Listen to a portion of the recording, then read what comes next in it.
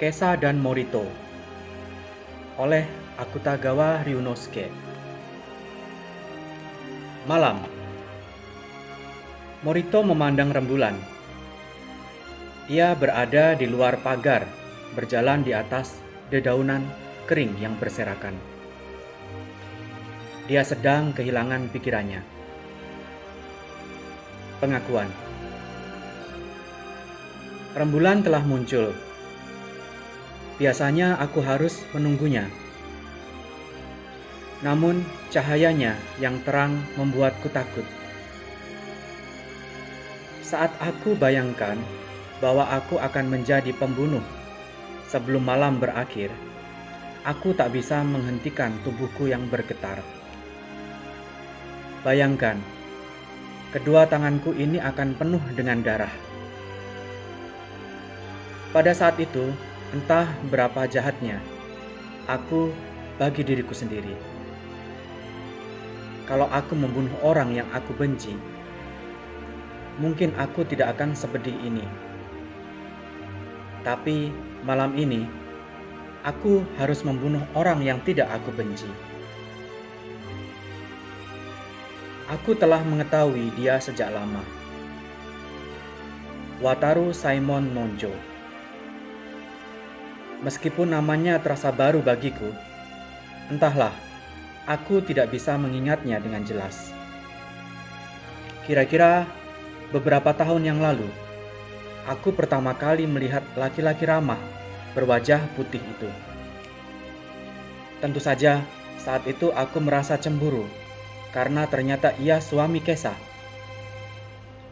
Tapi setelah itu rasa cemburuku telah hilang. Jadi meskipun ia adalah sainganku dalam cinta, namun aku tidak pernah merasa benci ataupun dendam. Tidak. Anda mungkin bisa mengatakan bahwa aku menaruh simpati kepadanya. Ketika Koromogawa menceritakan ke aku betapa kerasnya dia berusaha untuk memenangkan hati Kesa, aku langsung merasa suka padanya. Bukankah dia terlalu berlebihan ketika harus ambil kursus menulis puisi agar bisa menjadikan Kesa sebagai istrinya? Ketika aku membayangkan puisi cinta yang ditulis oleh seorang samurai yang tulus itu, aku tersenyum. Bukan senyuman lebar, namun lebih pada senyuman karena tersentuh. Betapa gigihnya ia mencoba menyenangkan hati Kesa. Mungkin hasratnya yang bergelora terhadap wanita yang aku cintai itu memberikanku suatu kepuasan tersendiri. Tapi, dapatkah aku mengatakan bahwa aku mencintai Kesa? Hubungan cinta kami mempunyai dua tahap, dulu dan sekarang. Aku sudah mencintai dia sebelum ia menikah dengan Wataru. Atau kupikir aku masih mencintainya. Tapi ini pun setelah aku pikir-pikir pada akhir-akhir ini, cintaku yang dulu tidak sepenuhnya tulus. Apa yang aku inginkan dari Kesa pada saat aku sama sekali belum mengenal wanita? Terus terang, aku hanya ingin menginginkan tubuhnya. Aku tidak menampik kenyataan bahwa cintaku hanya sekedar untuk memoles hasrat dalam hatiku saja. Sebagai buktinya, adalah benar ketika aku tidak bisa melupakan dirinya selama 3 tahun sejak kami berpisah. Namun, masihkah aku mencintainya kalau aku sudah tidur dengannya? Aku terlalu malu untuk mengakuinya.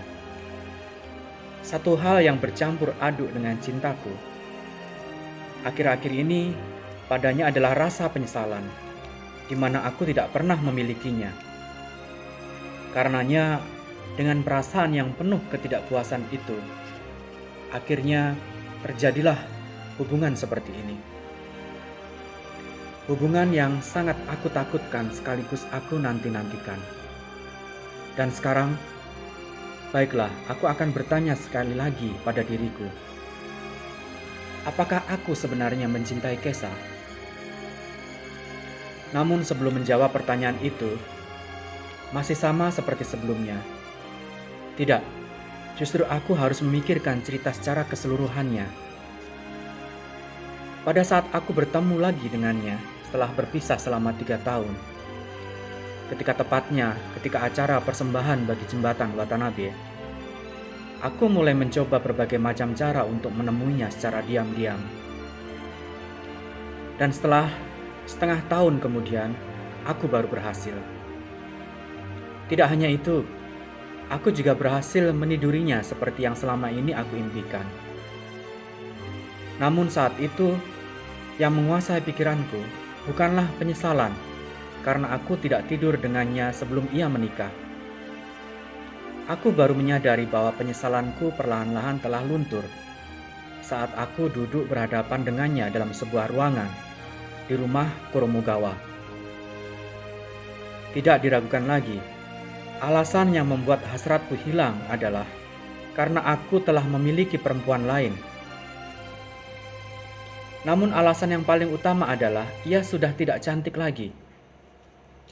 Apa yang telah terjadi dengan Kesa 3 tahun yang lalu? Kini kulitnya sudah tidak bercahaya lagi. Di sekeliling matanya terdapat lingkaran hitam samar-samar. Pipi dan dagunya yang dulu kencang kini menjadi lentur. Yang masih bisa dibanggakan hanyalah bola matanya yang hitam dan tampak selalu segar. Perubahan yang terjadi padanya telah menghancurkan hasratku. Aku masih ingat betapa terpukulnya diriku setelah bertemu pandang dengannya. Dan tanpa aku sadari, aku membuang pandangan darinya. Lalu kenapa aku bercinta dengan wanita yang tidak lagi menarik bagiku? Pertama, aku merasa ada dorongan untuk menaklukkannya.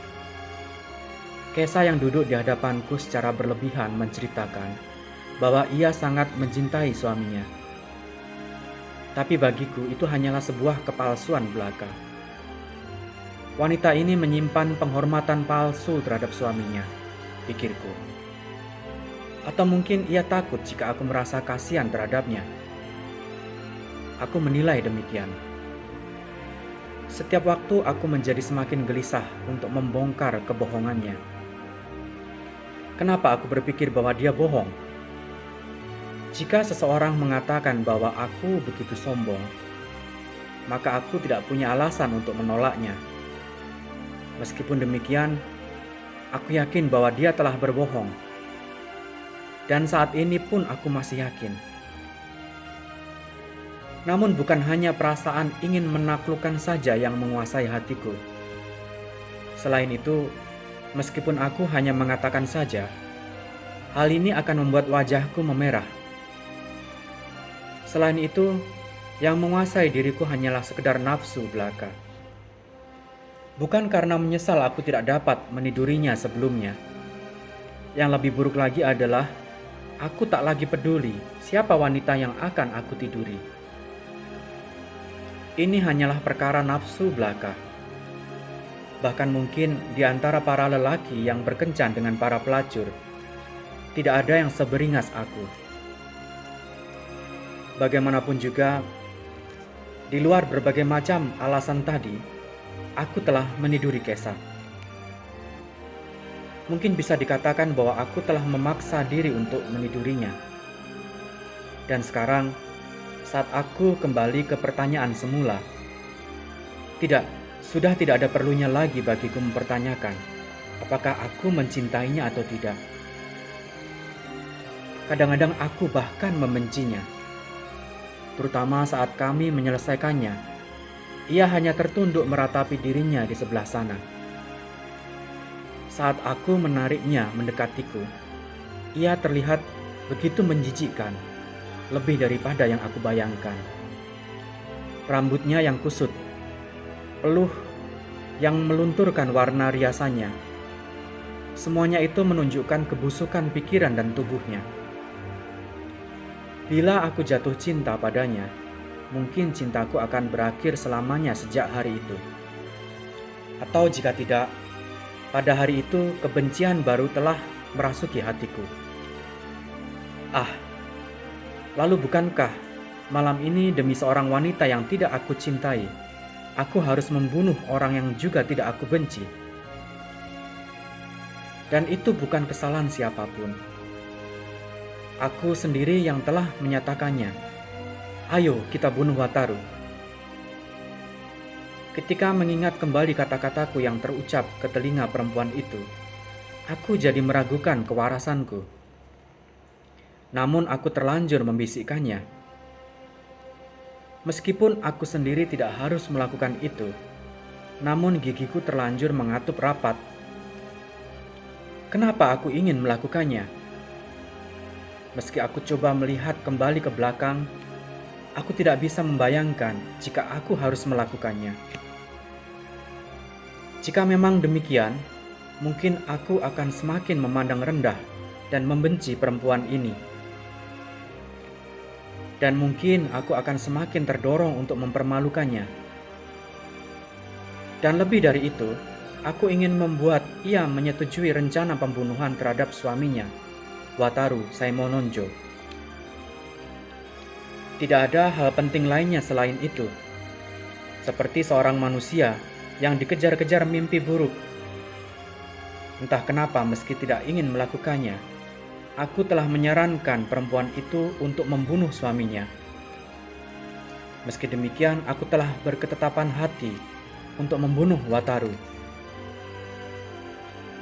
Jika memang tidak cukup alasan, mungkin aku hanya bisa mengatakan bahwa ada sebuah kekuatan gaib, mungkin juga bisa disebut sebagai kekuatan jahat, yang telah menggodaku ke jalan sesat. Pendek kata, aku telah berulang kali membisikkan hal tersebut ke telinga Kesa.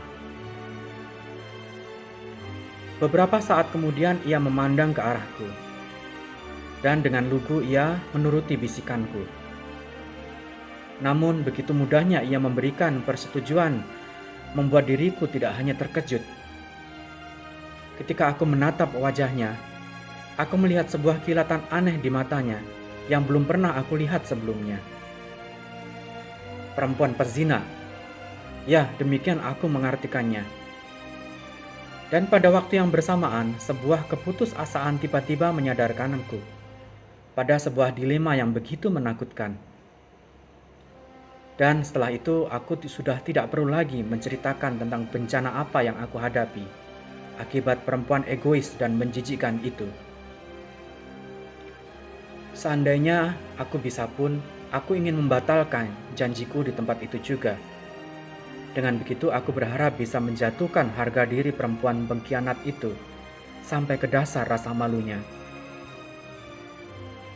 Bila memang bisa terjadi demikian, meskipun misalnya aku pernah berhubungan intim dengan wanita itu, aku masih bisa menyembunyikan hati nuraniku di balik kejengkelan perasaanku.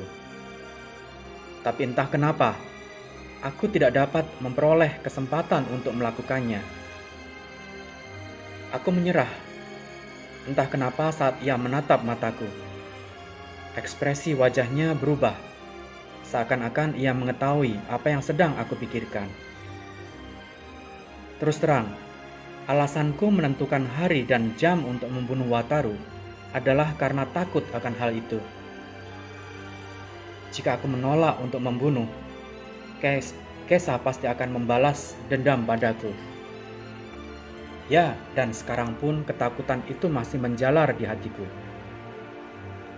Aku tidak peduli bila orang akan menertawaiku. Itu karena mereka tidak melihatnya pada waktu itu. Jika aku tidak membunuh Wataru, meskipun bukan dengan tangan Kesa sendiri, perempuan itu pasti akan membunuhku.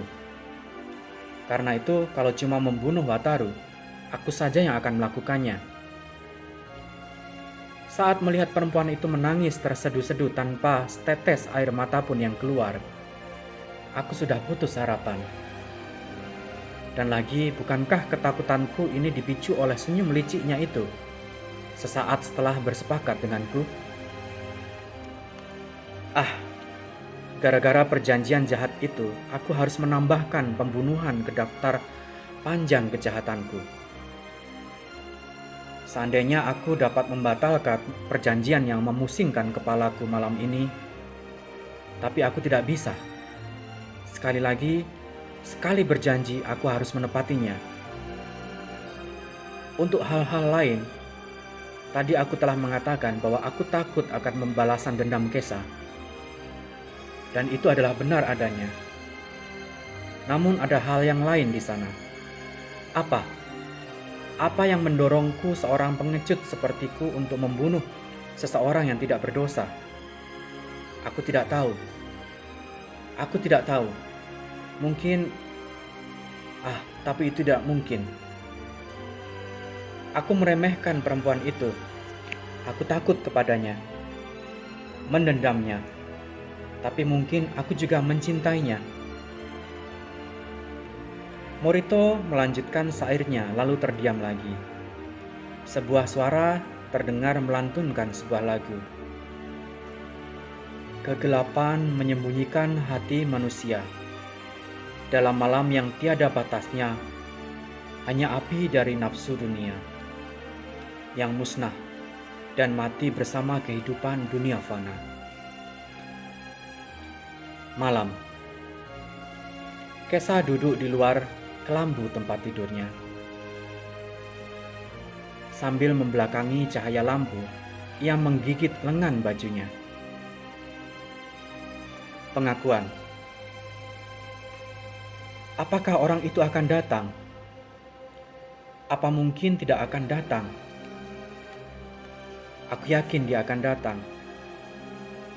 Namun bulan telah tenggelam dan tidak ada bunyi langkah kaki yang terdengar. Apa mungkin ia tiba-tiba berubah pikiran? Kalau sampai ia tidak datang, aku hanya akan menjadi seperti perempuan pelacur yang kembali menatap cahaya matahari dengan wajah memalukan seperti ini. Kenapa aku menjadi begitu tak tahu malu? Waktu itu, aku tak ubahnya seperti seonggok mayat yang dibuang di tepi jalanan, dipermalukan, diinjak, lalu dipertontonkan dalam sorotan cahaya matahari. Dan aku hanya bisa terdiam. Dan bila hal itu memang terjadi, maka kematian pun tidak akan pernah mengakhiri penderitaan ini. Tapi tidak, dia akan datang. Saat aku menatap matanya sebelum kami berpisah di hari itu, aku yakin dia akan datang. Dia takut padaku.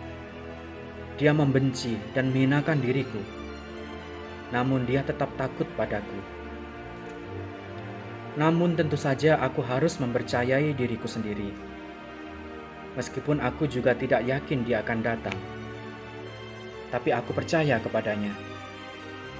Percaya kepada keegoisannya. Ya, aku percaya pada ketakutan yang diakibatkan oleh kejijikan egonya. Dan aku sangat yakin padanya. Tidak salah lagi ia akan datang diam-diam. Tapi betapa malang nasibku. Kini aku pun telah kehilangan kepercayaan diri. 3 tahun yang lalu aku hanya mengandalkan pada kecantikanku. Mungkin hal itu adalah hal paling benar untuk disampaikan. Bahwa sampai dengan hari itu, pada hari di mana aku bertemu dengannya di rumah pamanku, dalam satu kedipan mata saja, aku telah melihat keburukan rupaku terpantul dalam bola matanya. Dia mengatakan bahwa aku tidak berubah, dan bicara dengan begitu menggairahkan, seolah-olah ia begitu menginginkanku. Meskipun dirinya sadar tentang ketidakcantikannya, namun bagaimana mungkin kata-kata pujian bisa begitu melenakan hati seorang wanita. Hal itu terasa begitu pahit, menakutkan, dan menyedihkan. Aku tidak tahu mana yang lebih baik bila harus membandingkan perasaanku itu dengan perasaan ketika melihat gerhana bulan dalam dekapan ibu pengasuh saat masih kecil. Seluruh impianku hilang lenyap begitu saja. Dan setelah itu aku dikelilingi oleh rasa sepi, bagaikan langit setelah hujan yang berwarna kelabu. Tubuhku menggigil dalam kesunyian. Lalu dalam tubuh yang tak ubahnya seperti mayat ini, aku serahkan semuanya ke manusia itu. Ke arah orang yang tidak aku cintai. Laki-laki bejat yang membenci dan menghinakan diriku. Dapatkah aku menanggung beban kesunyian dari duka cita yang dalam akibat kehilangan kecantikanku ini? Apakah aku sebenarnya telah mencoba untuk melepaskan diri tatkala wajahku terbenam dalam pelukannya? Atau kalau tidak, apakah aku sendiri telah digerakkan oleh pikiran kotor, sekotor laki-laki itu? Sungguh memalukan. Apalagi ketika ia membiarkanku pergi dan tubuhku terbebas kembali. Betapa menjijikkan diriku. Aku telah mencoba untuk tidak menangis. Namun apa daya, kesendirian dan amarah ini telah membiarkan air mataku menetes. Namun, bukan saja ketidaksetiaan yang telah membuat gerah hatiku ini. Aku memang tidak setia. Namun, yang lebih buruk dari itu, aku telah dihinakan, dibenci, dan disiksa laksana anjing lepra. Apa yang telah aku lakukan kemudian? Kalau aku mencoba memikirkannya, yang aku mengerti hanyalah kenangan masa silam yang samar-samar. Hanya saja, ketika aku menangis terisak, yang aku ingat hanyalah ketika jambangnya menyentuh telingaku. Ia berbisik dengan nafas panas dan suaranya yang rendah. "Ayo kita bunuh Wataru." Bersamaan dengan bisikan itu, entah kenapa, sampai saat ini pun aku tidak mengerti. Anehnya hatiku terasa menggebu-gebu. Menggebu-gebu. Jika sinar rembulan dikatakan terang, itu pun dikarenakan suasana hati yang bergelora. Namun itu pun jauh dari bergelora dibandingkan sinar matahari. Namun, bukankah aku terlanjur merasa nyaman dengan kata-kata yang menakutkan ini? Oh, bagiku, bagi seorang wanita, masih adakah kegembiraan karena dicintai? Bila itu artinya harus membunuh suamiku sendiri? Untuk beberapa saat kemudian aku menangis kembali, karena hati yang tak menentu dan perasaan sepi, bagaikan sinar rembulan di malam hari. Lalu, apa yang terjadi setelah itu? Kapan akhirnya aku berjanji untuk menolong pembunuhan ini? Namun pada saat aku mengikat janji dengannya untuk rencana pembunuhan ini, pada saat itu pula lah pertama kalinya aku memikirkan tentang suamiku. Terus terang itulah saat pertama kalinya. Sampai dengan saat itu yang kupikirkan hanya rasa malu yang harus kutanggung. Saat itu aku membayangkan suamiku yang penyabar. Oh tidak, bukan tentang suamiku. Yang terbayang di mataku adalah wajah suamiku yang tersenyum. Ketika membayangkan wajahnya, hatiku menjadi sedih dan pilu. Kalau ditanyakan kenapa, karena pada waktu itu aku telah memutuskan untuk mati. Dan aku sangat bahagia karenanya. Namun ketika aku berhenti menangis dan melihat ke wajah laki-laki itu, yang tampak di matanya masihlah pantulan dari wajahku yang buruk rupa. Akhirnya, segenap kebahagiaanku hilang musnah seketika. Hal itu terjadi karena aku teringat kembali kegelapan yang terjadi akibat gerhana bulan saat melihatnya bersama ibu pengasuh. Hal itu tersembunyi di dasar kebahagiaan ini. Sama seperti ketika berbagai macam roh jahat dilepaskan secara bersamaan. Apakah dengan mati menggantikan suami bisa dikatakan aku mencintainya? Ah, tidak. Aku hanya bersembunyi di balik alasan itu. Aku hanya bermaksud untuk minta ganti rugi terhadap laki-laki yang telah merenggut tubuhku itu. Aku yang tidak punya keberanian untuk membunuh diriku sendiri. Dan aku yang hina ini. Aku sangat khawatir dengan penilaian orang. Karenanya meskipun sedikit saja, aku ingin menunjukkan sisi baikku. Mungkin ini semua masih bisa dimaafkan. Semakin hari aku semakin merasa tidak nyaman dan semakin bertambah buruk rupa. Dengan dalih ingin mengorbankan diri untuk menggantikan suamiku, bukankah aku sebenarnya juga ingin membalas dendam pada orang yang telah membenciku, menghina, mempermainkanku dengan nafsu setannya? Ya, aku yakin untuk membalas dendam. Ketika melihat wajahnya, aku telah kehilangan gelora aneh di hati. Persis seperti sinar rembulan yang sunyi.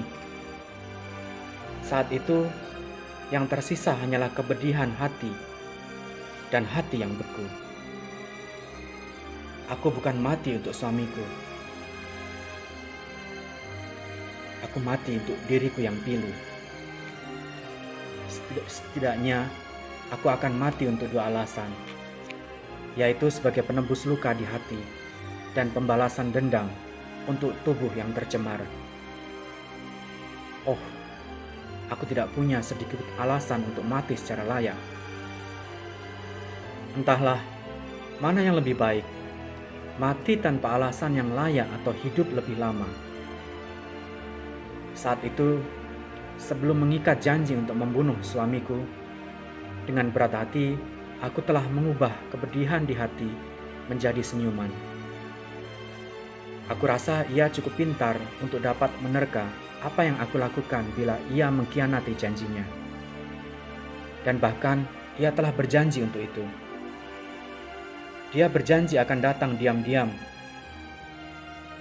Apakah itu angin?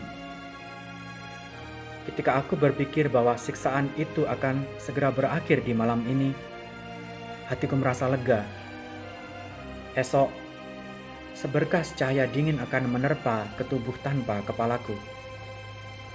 Jika dia melihat suamiku, tidak, aku tidak ingin memikirkannya. Dia begitu mencintaiku, namun sayang aku tidak mampu membalasnya.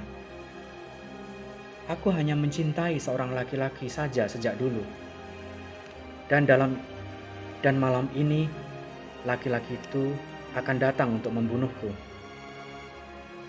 Bahkan cahaya lampu ini sangat silau bagiku. Bahkan oleh siksaan kekasihku. Kesa meniup api lampu itu. Beberapa saat kemudian, di dalam kegelapan malam terdengar bunyi pintu dibuka. Bersamaan dengan itu, seberkas cahaya bulan datang menghinggap.